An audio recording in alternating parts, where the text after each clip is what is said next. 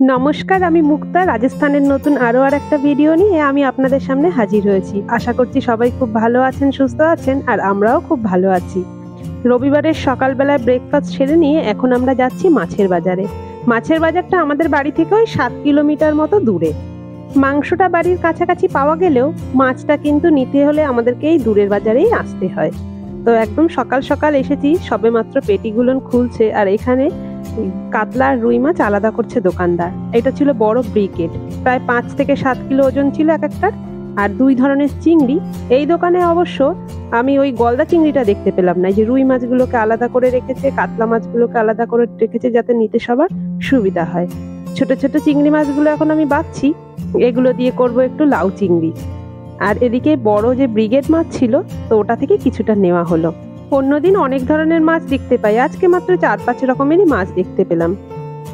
মাছ বাজারের ঠিক সামনেই বসেছে এই কদবেলালা মহিলাটা।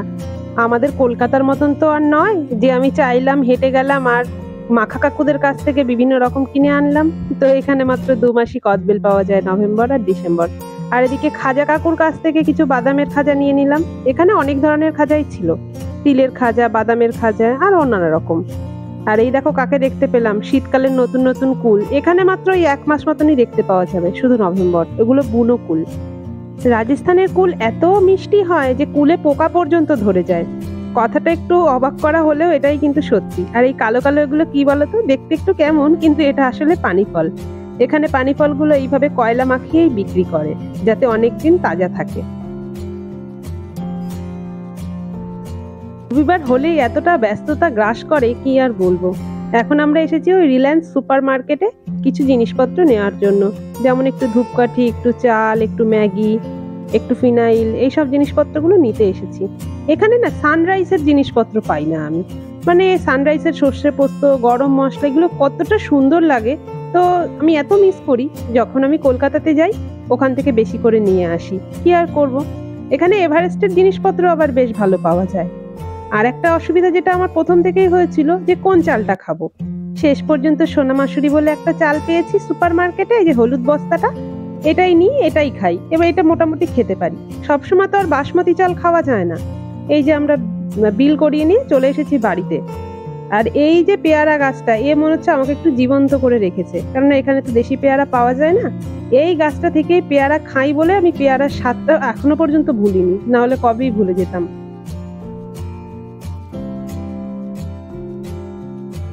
রবিবারের দিন সময় যে হু হু করে কিভাবে চলে যায় কিছুতেই বুঝতে পারি না। ব্রিগেড মাছগুলো সত্যিই খুব ফ্রেশ ছিল।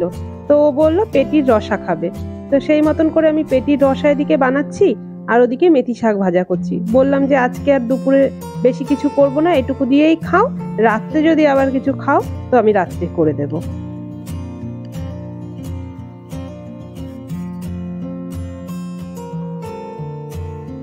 শীতকালে ধনেপাতা দিয়ে মাছের ঝোল খেতে এত ভালো লাগে। আর এবছরের প্রথম মেথি শাক আমি এনেছি, আর সেটাই ভাজা করছি। আগেও উঠেছিল, তো আমার আর আনা হয়নি। একটু বেগুন দিলে বোধহয় ভালো হতো, তো বেগুনটা আর আজকে আমি দিলাম না। রাজস্থানে শীতকালে যা এই মেথি শাক, সর্ষে শাক আর পালং শাক, এই 3 পদ পাবো। সারা বছর তো আর পাওয়া যায় না। তো চলো, কথা বলতে বলতে রান্না হয়ে গেল আমার। দাও দাও দাও, খেতে দাও খেতে দাও। আচ্ছা কি হয়েছে? কি হয়েছে? আজকে তো একটা স্পেশাল জিনিস হয়েছে। আর স্পেশাল তোমার আবার কি? আর শীতকালের প্রথম মেথি শাক ভাজা। কোনটা খেতে চাও তুমি? বড় একটা ছিল না, এখনই 2 পিস খাবা নাকি? না না, অনেক বড় বড় পিস। মেথি শাকে মানে একদম 1 চামচ তেল দিয়ে রান্না করেছি, কারণ মাছের ঝোলটা না একটু রসা কষা হচ্ছে, তো ওই জন্য। এই দেখো ওটা আবার নুন ফুন গুলো ঠিক আছে কিনা। ভালো, মানে মেথি শাকটা কদম করছে। যখন ভাজছি না এত তেল বেরোচ্ছে।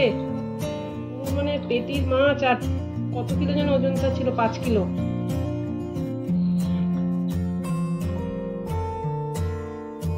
দুপুরবেলায় কিছুক্ষণ রেস্ট করে নিয়ে আমরা এখন এসেছি পিচরা লেকের ধারে অমরাই ঘাটে একটু বিকেলটা কাটাবো বলে।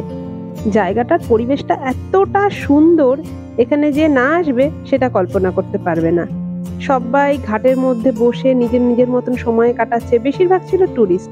আর এই যে মন্দিরটা 186 বছরের পুরনো একটা বিষ্ণু মন্দির। আজকে যেহেতু একাদশীর দিন ছিল, এখানে সবাই পুজো অর্চনা করেছে, তো আমরাও গেলাম, একটু চরণামৃত্যু নিলাম। এখান থেকে ভিউটা যা দুর্দান্ত লাগছিল, এক কথায় অসাধারণ।